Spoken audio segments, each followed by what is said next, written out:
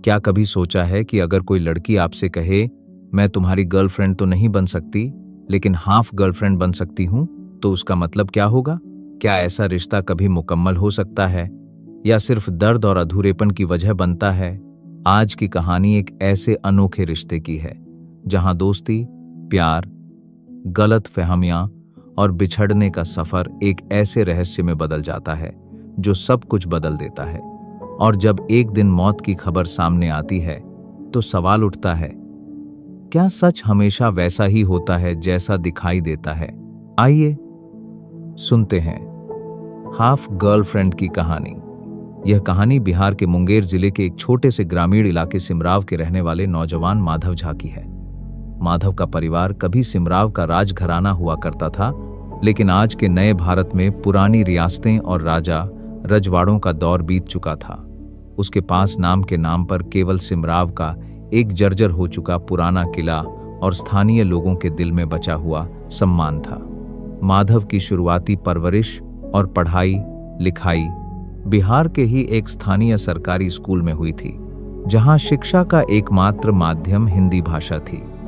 माधव एक बेहद ही सीधा, सादा, सच्चा और जमीन से जुड़ा लड़का था, लेकिन उसकी सबसे बड़ी कमजोरी यह थी कि उसे अंग्रेजी का एक वाक्य भी ठीक से बोलना नहीं आता था।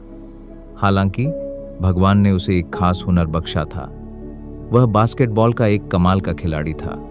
जब वह हाथ में बास्केटबॉल लेकर मैदान में उतरता, तो उसकी फुर्ती, एकाग्रता और गोल करने की कला देखकर हर कोई दंग रह जाता। बास्केटबॉल में उसकी इसी असाधारण प्रतिभा के दम पर उसे देश के सबसे प्रतिष्ठित और नामी कॉलेजों में शुमार दिल्ली के सेंट स्टीफेंस कॉलेज में स्पोर्ट्स कोटा के जरिए एडमिशन मिल जाता है। बिहार के शांत और सीधे सादे गांव से निकलकर अचानक देश की राजधानी दिल्ली की चकाचौंध में कदम रखते ही माधव खुद को एकदम असहाय और अलग थलग महसूस करने लगता है। सेंट स्टीफेंस कॉलेज का माहौल उसके लिए किसी दूसरे ग्रह जैसा था। यहाँ चारों तरफ देश के उच्च वर्ग और अमीर परिवारों से आए छात्र छात्राएं मौजूद थे, जिनकी रोजमर्रा की भाषा फर्राटेदार अंग्रेजी थी।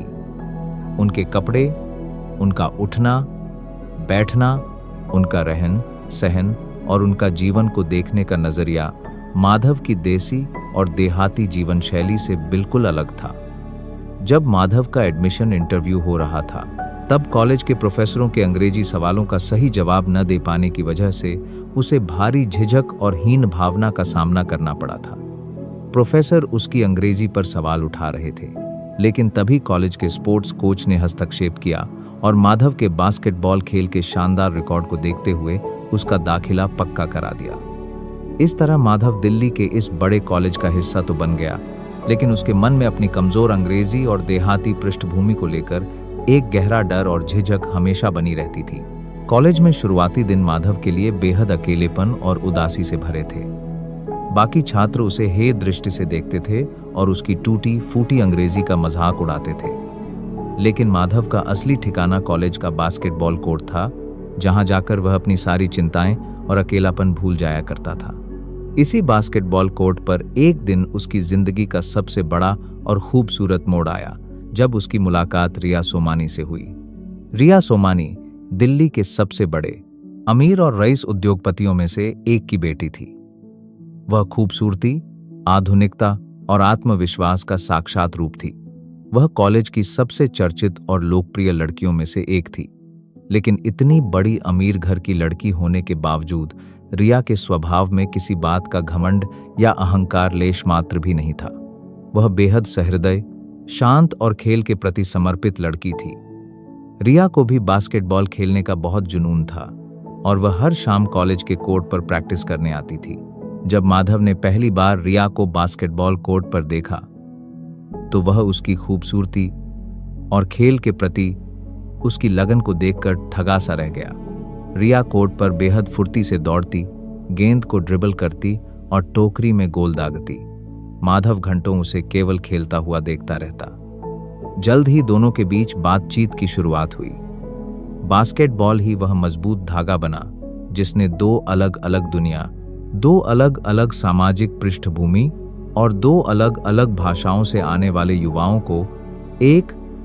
दूसरे के करीब ला खड़ा किया। माधव ने देखा कि रिया खेल में तो अच्छी है, लेकिन उसकी तकनीक में कुछ कमियां हैं। माधव ने उसे खेल की बारीकियां, ड्रिबलिंग की नई तकनीकें और सटीक गोल करने के तरीके सिखाने की पेशकश की। रिया ने बेहद खुशी के साथ उसकी मदद स्वीकार कर ली। अब हर शाम दोनों बास्केटबॉल कोर्ट पर साथ में घंटों अभ्यास करते, पसीना बहाते और एक दूसरे के खेल को निखारते। जैसे जैसे दिन बीतते गए, खेल के मैदान से शुरू हुई यह साधारण सी पहचान धीरे धीरे एक बेहद गहरी और अटूट दोस्ती में बदलने लगी। प्रैक्टिस खत्म होने के बाद दोनों कॉलेज की कैंटीन में जाकर एक साथ चाय, समोसे खाते, कॉलेज के लॉन में बैठकर बातें करते और शाम को दिल्ली की सड़कों पर पैदल घूमते। माधव अपनी देसी हिंदी भाषा में बात करता था और रिया बिना किसी झिझक के उसकी बातें बड़े ध्यान और रुचि से सुनती थी। रिया कभी कभी माधव को मुस्कुराते हुए अंग्रेजी के नए शब्द सिखाती और उसका उच्चारण सुधारने में मदद करती।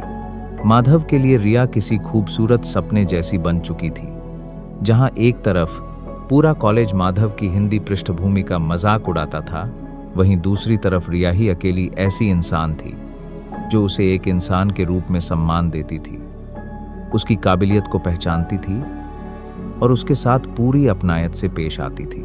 समय के साथ साथ माधव के दिल में रिया के प्रति भावनाएं गहरी होती चली गईं। वह अब रिया को केवल अपनी एक अच्छी दोस्त नहीं मानता था, बल्कि उसके दिल के किसी गहरे कोने में रिया के लिए बेइंतहा मोहब्बत पनपने लगी थी। माधव हर पल रिया के ख्यालों में खोया रहता। उसके लिए कॉलेज आने का एकमात्र मकसद रिया से मिलना और उसके साथ वक्त बिताना बन गया था। लेकिन दूसरी तरफ रिया का रवैया माधव की समझ से बाहर था। रिया माधव के साथ बेहद खुश रहती थी, उसके साथ हंसती, खिलखिलाती थी, अपनी पसंदीदा किताबें और संगीत उसके साथ शेयर करती थी। लेकिन जब भी माधव उनके रिश्ते के भविष्य या प्यार के बारे में थोड़ी भी गंभीर बात करने की कोशिश करता, रिया तुरंत विषय बदल देती या पीछे हट जाती। माधव इस बात को लेकर बेहद उलझन और बेचैनी में रहने लगा कि आखिर रिया के दिल में उसके लिए असली जगह क्या है। क्या वह भी उससे प्यार करती है या उसे सिर्फ एक अच्छा दोस्त मानती है। माधव का सच्चा और निष्कपट दिल रिया के प्यार में पूरी तरह डूब चुका था, लेकिन रिया की खामोशी और उसकी बनाई हुई अदृश्य सीमाएं उनके बीच एक ऐसा अनसुलझा सवाल खा कर रही थीं, जहां से एक अधूरे और अनोखे रिश्ते का आगाज हो रहा था। सेंट स्टीफेंस कॉलेज में महीने बीतते गए और इसके साथ ही माधव और रिया के बीच का रिश्ता और ज्यादा गहरा, लेकिन उतना ही उलझा हुआ और पेचीदा रूप लेने लगा। माधव अब इस बात से संतुष्ट नहीं हो पा रहा था कि रिया केवल उसकी एक अच्छी दोस्त बनकर रहे। उसके दिल में रिया के लिए जो बेइंतहा मोहब्बत थी, वह चाहती थी कि रिया इस प्यार को स्वीकार करे और आधिकारिक तौर पर उसकी गर्लफ्रेंड बने। माधव जब भी रिया के करीब जाने या अपने दिल के जज्बात जाहिर करने की कोशिश करता, तो उसे रिया के चेहरे पर एक अजीब सी झिझक, डर और दूरी साफ नजर आती। असल में बाहर से बेहद खुश, समृद्ध और निश्चिंत दिखने वाली रिया अंदर से एक बेहद दुखी और टूटी हुई लड़की थी। उसके रईस घराने की चारदीवारी के भीतर कई ऐसे काले सच छिपे थे जिन्हें उसने हमेशा दुनिया से छुपा कर रखा था। उसके माता पिता के रिश्ते बेहद खराब थे, घर में रोज झगड़े होते थे और रिया बचपन से ही भावनात्मक उपेक्षा और अकेलापन झेलती आ रही थी। यही वजह थी कि रिया किसी भी पुरुष के साथ पूरी तरह से भावनात्मक रूप से जुड़ने या किसी भी गंभीर रिश्ते में प्रतिबद्ध होने से बेहद डरती थी। उसे लगता था कि शादी या गहरे रिश्ते हमेशा इंसान को दर्द ही देते हैं। माधव रिया के इस अंदरूनी दर्द और उसकी भावनात्मक जटिलताओं से पूरी तरह अनजान था। वह तो बस अपने सीधे सादे प्यार के बदले रिया का पूर्ण समर्पण चाहता था। एक दिन कॉलेज के लॉन में बैठकर जब माधव ने रिया पर बहुत ज्यादा दबाव बनाया और सीधा सवाल पूछा कि हम दोनों एक दूसरे के लिए आखिर क्या हैं, तब रिया ने एक ऐसा अनूठा और अजीब शब्द गढ़ा जिसने इस पूरी कहानी को एक ऐतिहासिक मोड़ दे दिया। रिया ने माधव की आंखों में आंखें डालकर कहा, माधव, मैं तुम्हारी पूरी गर्लफ्रेंड तो कभी नहीं बन सकती, लेकिन अगर तुम चाहो तो मैं तुम्हारी हाफ गर्लफ्रेंड बन सकती हूँ। जब माधव ने हैरान होकर इसका मतलब पूछा, तो रिया ने समझाया कि इसका मतलब है वे दोनों दोस्त से कहीं ज्यादा हैं, लेकिन एक प्रेमी युगल या होने वाले जीवन साथी से थोड़े कम हैं। वे एक दूसरे के साथ घूम सकते हैं, वक्त बिता सकते हैं, सुख दुख बांट सकते हैं, हाथ थाम सकते हैं, यहाँ तक कि अपनों की तरह गले भी मिल सकते हैं, लेकिन उनके बीच शारीरिक संबंधों या शादी जैसी किसी आधिकारिक प्रतिबद्धता की कोई शर्त नहीं होगी। बिहार के एक पारंपरिक और देहाती समाज से आए माधव के लिए हाफ गर्लफ्रेंड की यह अवधारणा पूरी तरह से परे और अजीब थी, लेकिन रिया को अपनी जिंदगी से खो देने का भयानक डर उसके दिल में इस कदर हावी था कि उसने रिया की इस अजीबोगरीब शर्त को चुपचाप स्वीकार कर लिया। लेकिन आधा अधूरा प्यार कभी किसी प्रेमी के दिल को सुकून नहीं दे सकता। माधव रिया के साथ घूमता, उसके साथ वक्त बिताता, लेकिन रात को अपने हॉस्टल के कमरे में लौटकर हताशा और खालीपन में डूब जाता। उसके हॉस्टल के दोस्त, जो दिल्ली के चालाक और समझदार माहौल से आते थे, वे लगातार माधव के कान भरते रहते थे। वे माधव से कहते थे कि रिया जैसी अमीर और आधुनिक लड़की केवल उसका इस्तेमाल कर रही है, उसे अपने इशारों पर नचा रही है और उसके भोलेपन का फायदा उठा रही है।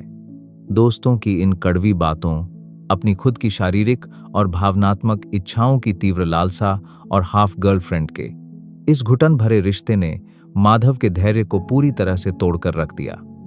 उसके अंदर हताशा, गुस्सा और वासना का एक ऐसा बवंडर उठने लगा जिसे वह संभाल नहीं पाया।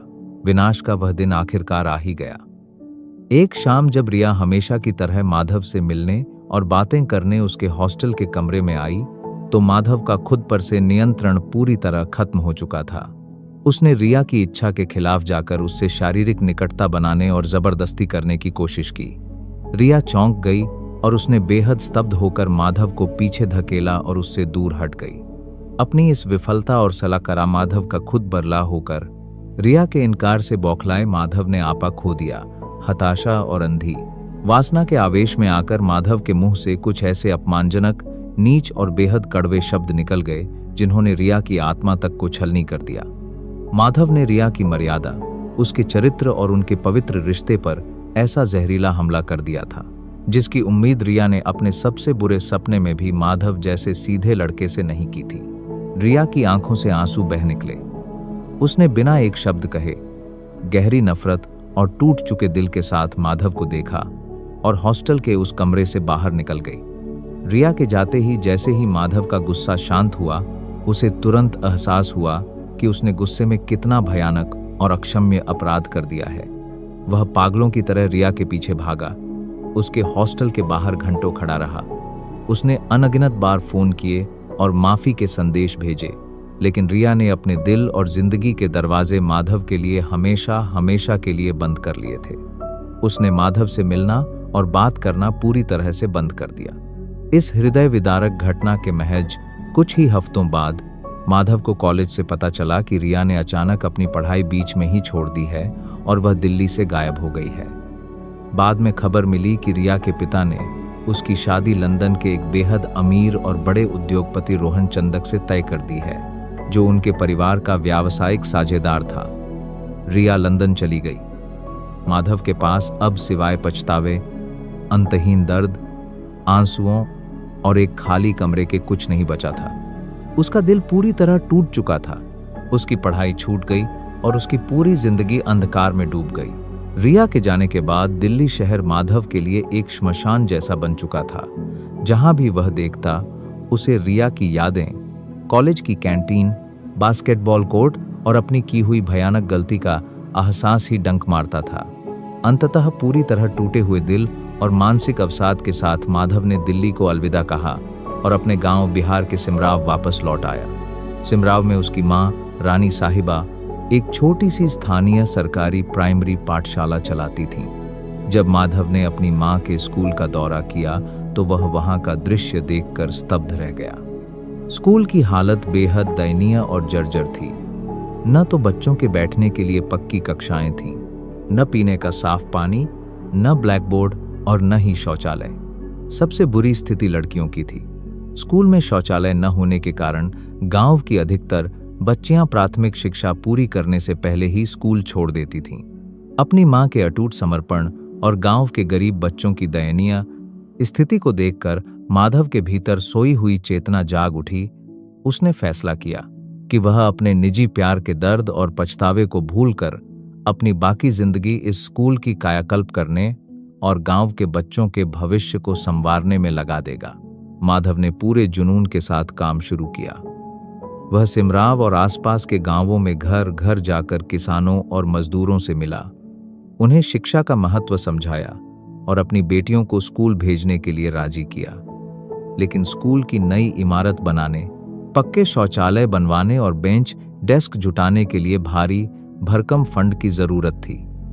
माधव ने पैसों की मदद के लिए पटना के कई सरकारी विभागों और शिक्षा अधिकारियों के दफ्तरों के चक्कर काटे, लेकिन भ्रष्ट नौकरशाही, लालफीताशाही और सरकारी उपेक्षा की वजह से उसे हर जगह से केवल टालमटोल और निराशा ही हाथ लगी। किसी भी अधिकारी ने एक देहाती लड़के की अर्जी पर ध्यान नहीं दिया।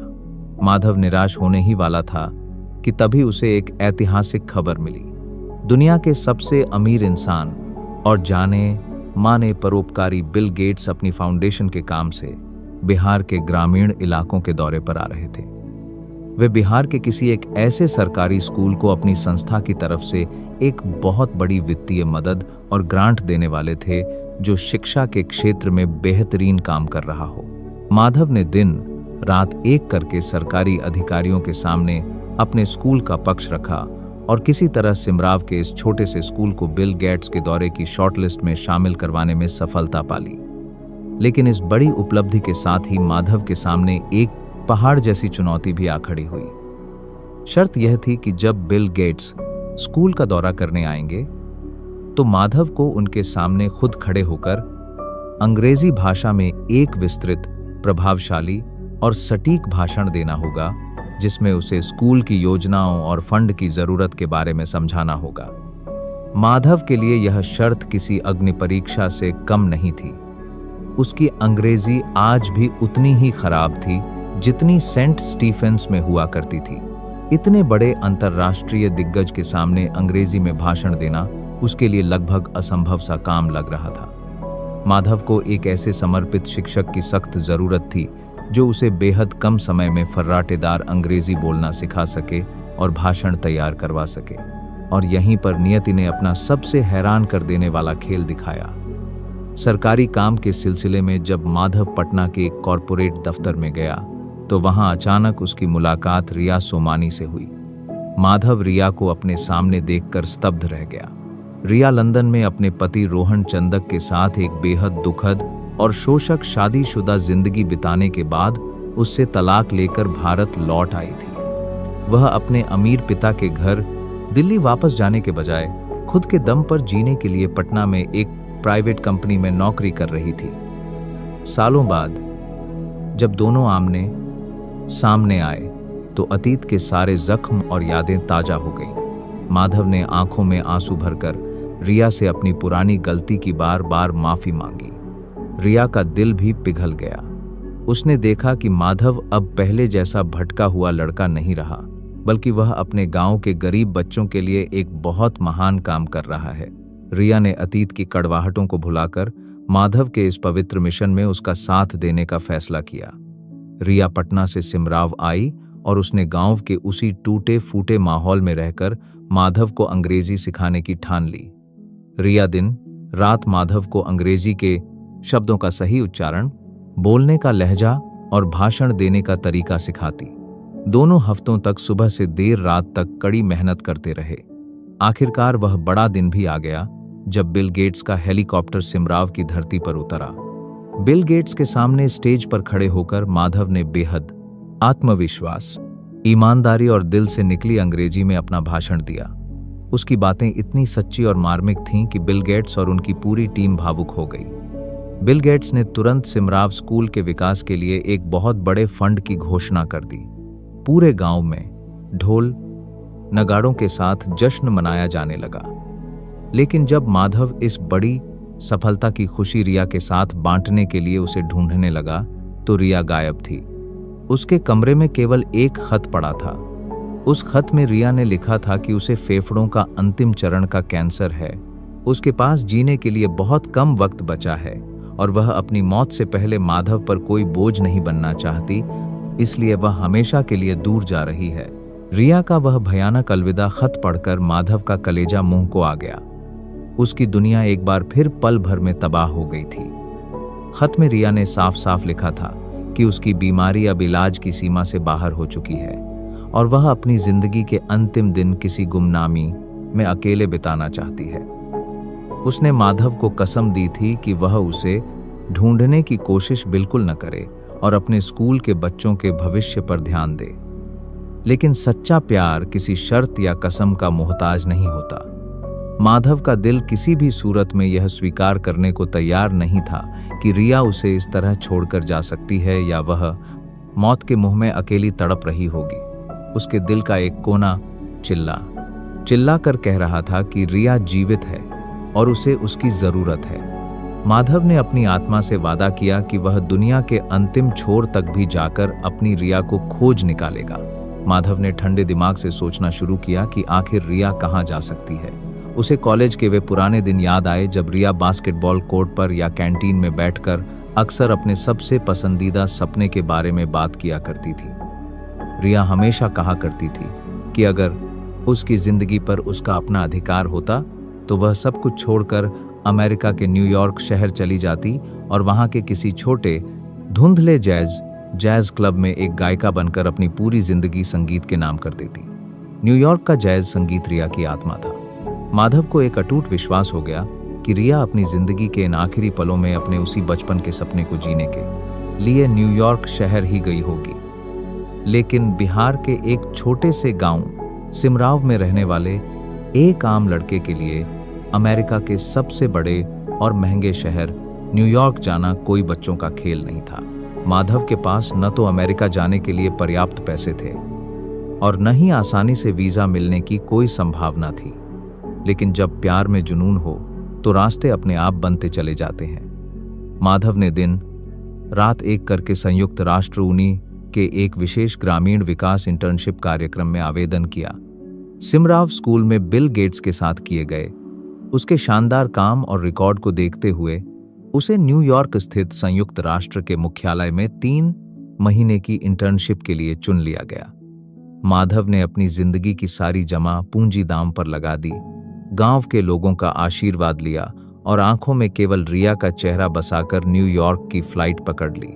न्यूयॉर्क पहुंचते ही माधव का सामना एक बेहद कठोर, अनजान और बेदर्द दुनिया से हुआ। एक तरफ संयुक्त राष्ट्र के दफ्तर में उसकी दिन भर की कड़ी मेहनत वाली इंटर्नशिप की नौकरी थी, तो दूसरी तरफ रात होते ही शुरू होती थी उसकी अपनी रिया की थका देने वाली खोज। न्यूयॉर्क एक बहुत विशाल महानगर था जहां लाखों की आबादी और हजारों कैफे, रेस्टोरेंट, बार और जैज क्लब मौजूद थे। उस विशाल कंक्रीट के जंगल में एक अकेली भारतीय लड़की को ढूंढना मानो विशाल समंदर के पेंदे में गिरी सुई को खोजने जैसा असंभव काम था। लेकिन माधव ने हार नहीं मानी। वह अपनी जेब में रिया की एक खूबसूरत तस्वीर रखता और रोज शाम को दफ्तर का काम खत्म होते ही न्यूयॉर्क की हाड़ कंपाने वाली बर्फीली ठंड में सड़कों पर निकल पड़ता। माधव न्यूयॉर्क के मैनहट्टन, ब्रुकलिन और क्वींस जैसे इलाकों के हर एक छोटे बड़े जैज बार में जाता।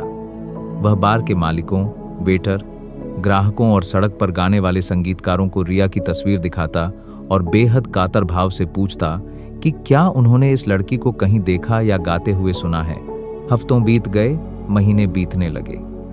बर्फीली बारिश और हाड़ कंपाने वाली हवाओं में भटकते भटकते माधव के जूते घिस गए, उसके पैसे खत्म होने लगे और उसके शरीर की ताकत जवाब देने लगी।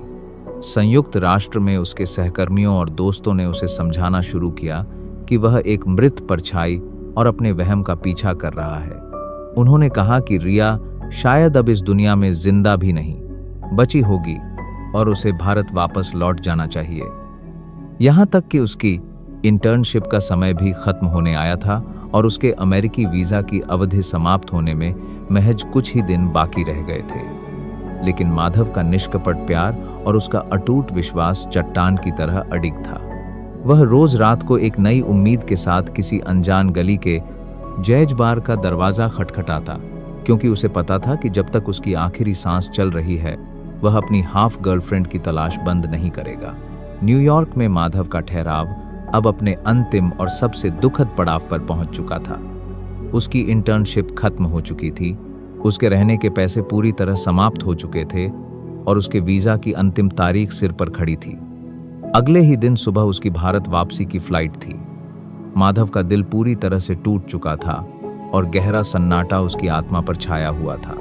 उसे लग रहा था कि वह अपनी जिंदगी की सबसे बड़ी जंग हार गया है और वह रिया को पाए बिना खाली हाथ भारत लौट रहा है। अपनी आखिरी रात भारी कदमों और बहते आंसुओं के साथ माधव न्यूयॉर्क की एक पुरानी, सुनसान और भीगी हुई गली से गुजर रहा था। बाहर हल्की बर्फीली बारिश हो रही थी और सड़कों पर सन्नाटा पसरा हुआ था। तभी अचानक उस सुनसान गली के कोने में स्थित एक छोटे से भूमिगत अंडरग्राउंड जैज बार के दरवाजे से आती हुई एक बेहद धीमी और सुरीली संगीत की आवाज ने माधव के कदमों को जड़ से बांध दिया। वह आवाज किसी साधारण गायिका की नहीं थी।